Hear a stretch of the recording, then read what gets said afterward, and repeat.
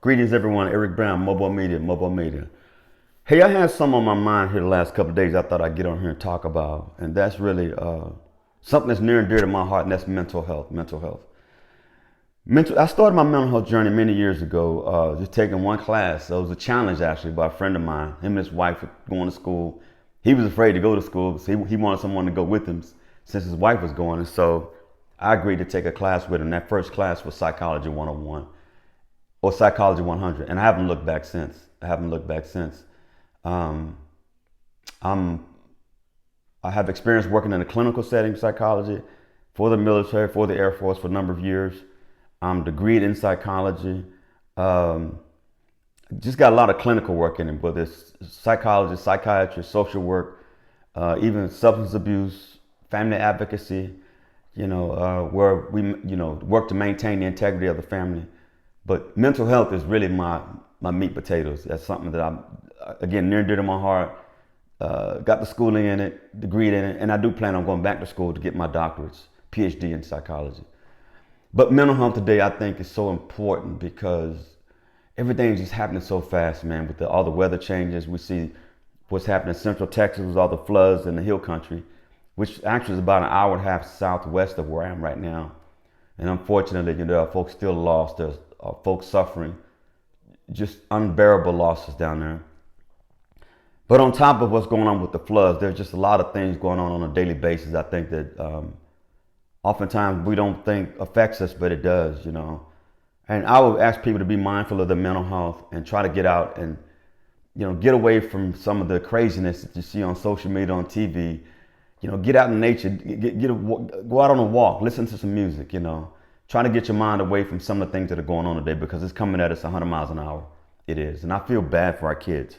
I really feel bad for our kids because I don't know how their little minds are being able to process all this stuff. Mental health for me has always been important because it's the study of people. And I think the study of people is interesting.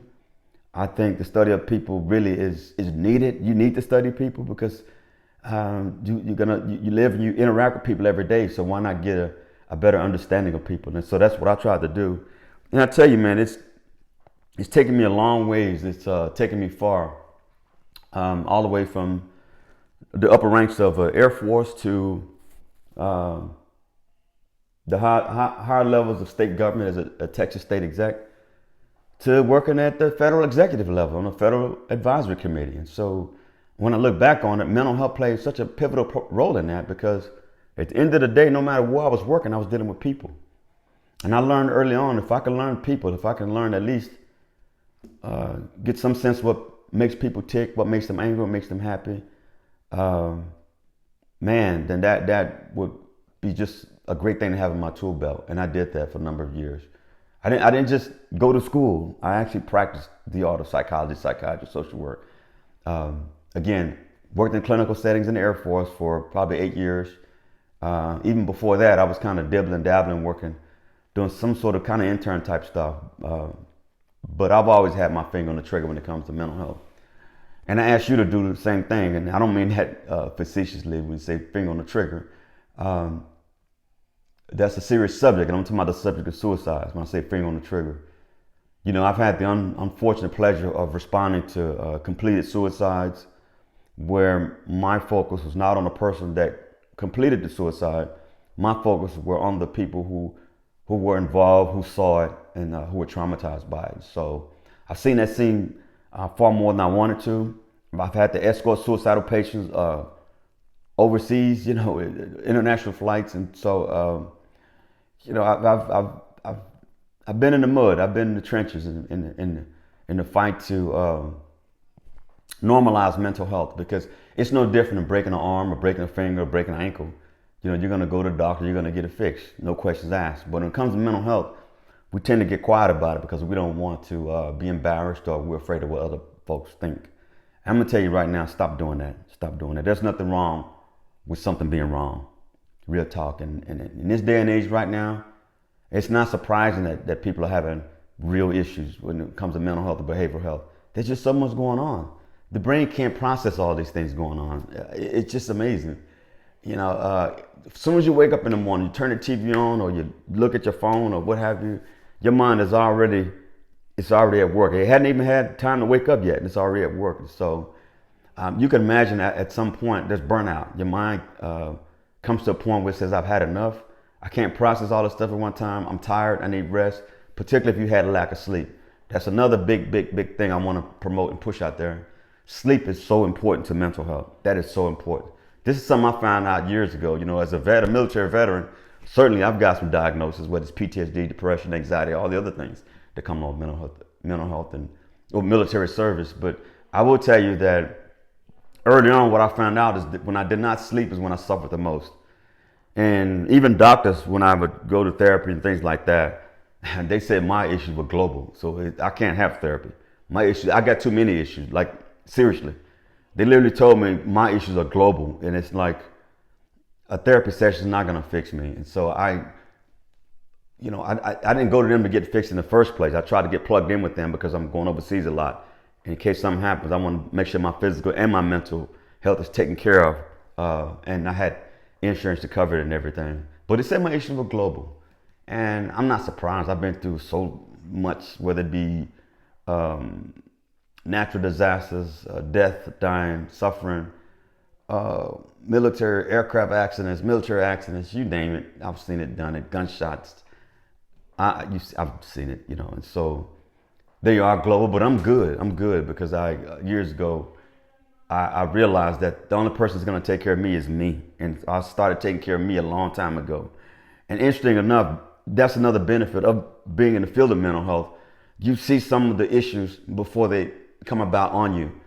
Not saying you fix yourself, but you recognize some of the things, some of the behaviors that are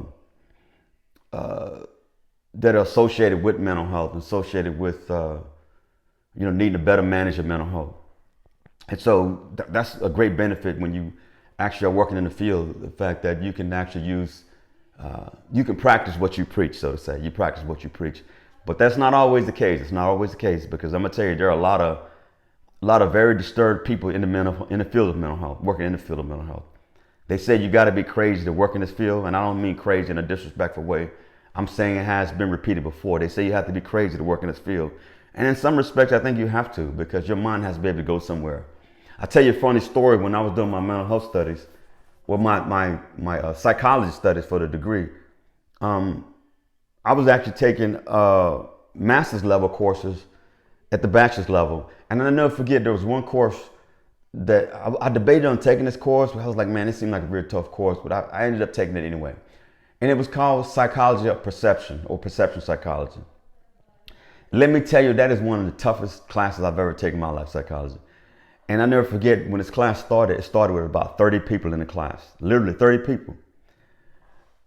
Within a week, it had whittled down to 7 people, and I was one of the 7 people still hanging tough, because it was one of those type classes where you had to have a certain type of mind to be able to follow what was going on. And hence what I was saying, you got to kind of be crazy sometimes to be in mental health. So your mind's got to be broken to kind of go there with perception. And it went to some very deep places, but it was very enlightening. One of the toughest classes I took, one of the toughest classes in psychology that was taught at the time at that location overseas. And I aced the class. I was the only one. I got an A+ out of the class. I aced it. The instructor was he was very,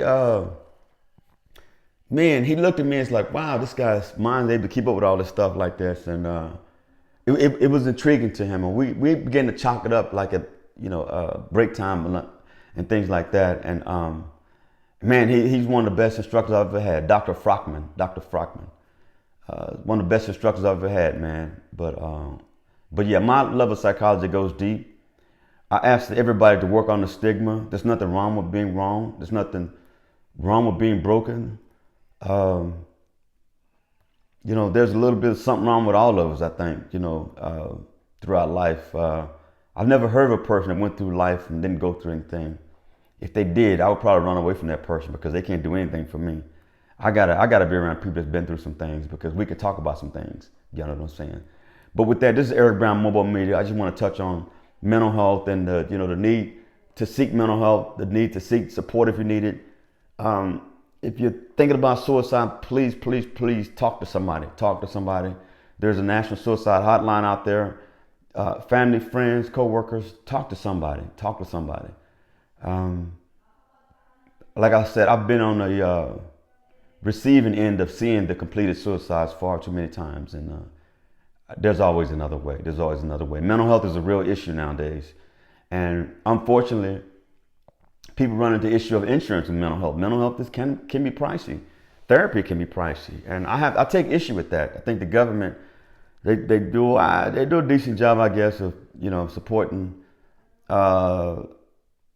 folks physically through taxpayer dollars, through things like Medicaid, especially for the older population, Medicare, different things like that. But I think they still have a long way to go when it comes to mental health care, because I don't think they do enough. I mean, hell, look at the jails. Here in Texas, man, look at the jails. The jails are so full of folks that are mentally disturbed, it's ridiculous. They should not be in a jail cell. They should be somewhere getting medical treatment for mental health issues. But that's the world we live in. That's the world we live in. Seek help if you need it. There's nothing wrong with mental health. There's nothing wrong with having something wrong. There's nothing wrong with talking to somebody. Don't be embarrassed. Be happy. Be happy, because that's a sign of strength. It's a sign of strength that you're actually able to not only look at your physical aspect of your being, but you're able to look at the mental aspect, which in some respects, sometimes it may be the most important. There's a thing called IQ and there's a thing called EQ. IQ is obviously intelligent quotient. EQ is emotional quotient. And both of those mean the IQ, obviously, I hope some of y'all know what IQ means. IQ just there's a gauge on how intelligent a person is, how smart you are. Well, EQ, emotional quotient, is a gauge on how emotionally smart you are. And to be emotionally smart, to me, I think you have to go through some things. Your emotions have to go through some things, good or bad. But to me, I think emotional quotient, in some sense, is more important than IQ.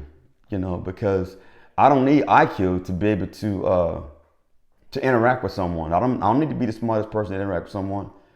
But I do need to have some sense of emotion about me. There's an exchange of energy, and that's a whole nother subject, but that's an exchange of energy. So emotions are so important. So I really believe in the concept of emotional quotient. If you ever heard of that, look it up. IQ and EQ. Trust me, it's a real thing. Hey, I'm not going to hold you any longer. I just want to get on here and just really, hopefully I can reach somebody and say, if you're having a tough time out there, if you're having a tough time and you feel like there's no hope, there's always hope. Reach out to somebody. Please reach out to somebody. As a minimum, if you're thinking about doing something to yourself, man, just walk into an emergency room and let those folks know that, you're in a weak state and you need help. And trust me, they will give you the help you need. With that, this is Eric Brown, MOBO-Media. There's nothing wrong with something being wrong. Seek help if you need mental help, because mental health is just as important as physical health. Y'all take care. Bye-bye.